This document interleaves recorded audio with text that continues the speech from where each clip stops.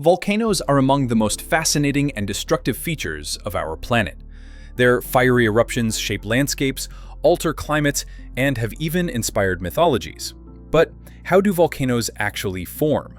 Let's begin beneath our feet. Earth is composed of three main layers: the crust, the mantle, and the core.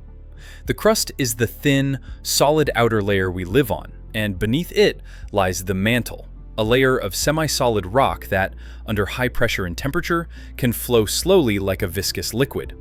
In certain regions of the mantle, the rock melts to form magma, a hot, buoyant material that seeks to rise toward the surface. Volcanoes typically form in three tectonic settings: divergent boundaries, convergent boundaries, and hotspots. At divergent boundaries, tectonic plates pull apart, allowing magma to rise and solidify, creating new crust. This process forms features like the Mid-Atlantic Ridge. At convergent boundaries, an oceanic plate sinks beneath a continental plate in a process called subduction. As the subducting plate descends, it releases water into the overlying mantle, lowering the melting point of the mantle rock.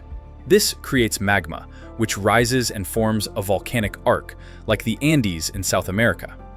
Hotspots, on the other hand, are isolated plumes of hot mantle material that rise toward the crust. They are not associated with plate boundaries. As the mantle plume melts the crust above it, magma rises and forms volcanoes.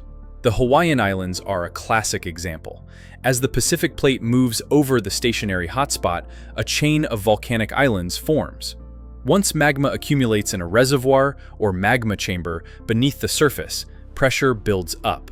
When the pressure becomes too great, the magma forces its way upward through fractures, erupting at the surface as lava. Depending on its composition, lava can be fluid and fast-moving or thick and explosive. There are several types of volcanoes, each with distinct shapes and behaviors.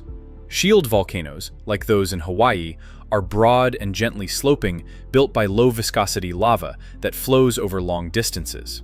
Stratovolcanoes, such as Mount Fuji or Mount St. Helens, are steep-sided and erupt more explosively due to their thicker magma.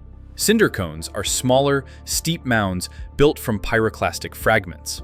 Volcanic eruptions vary widely. Some are effusive, with lava oozing slowly, while others are explosive, ejecting ash, gases, and rock. The type of eruption depends on magma composition, gas content, and pressure. Ash clouds can disrupt air travel, while pyroclastic flows, hot mixtures of gas and debris, can devastate everything in their path. One of the most infamous eruptions in history occurred in 79 AD, when Mount Vesuvius erupted, burying Pompeii and Herculaneum under ash and pumice. More recently, the 2010 eruption of Eyjafjallajökull in Iceland grounded air traffic across Europe for weeks. Despite their hazards, volcanoes play a vital role in Earth's systems.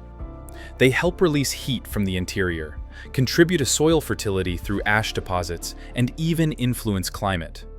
For instance, large eruptions can inject sulfur dioxide into the stratosphere, forming aerosols that reflect sunlight and cool the planet. To mitigate risks, scientists monitor volcanoes using seismographs, GPS, gas sensors, and satellite imagery. These tools detect changes in the volcano's shape, gas emissions, and seismic activity, early warning signs of an impending eruption. In some regions, early warning systems have saved lives by enabling timely evacuations. In summary, volcanoes form through complex interactions between Earth's internal heat, tectonic processes, and the movement of molten rock. From the depths of the mantle to the peaks of volcanic mountains, these dynamic systems remind us of the powerful forces shaping our planet. So next time you see a steaming crater or a lava flow in the news, remember, it all started deep within Earth's restless heart.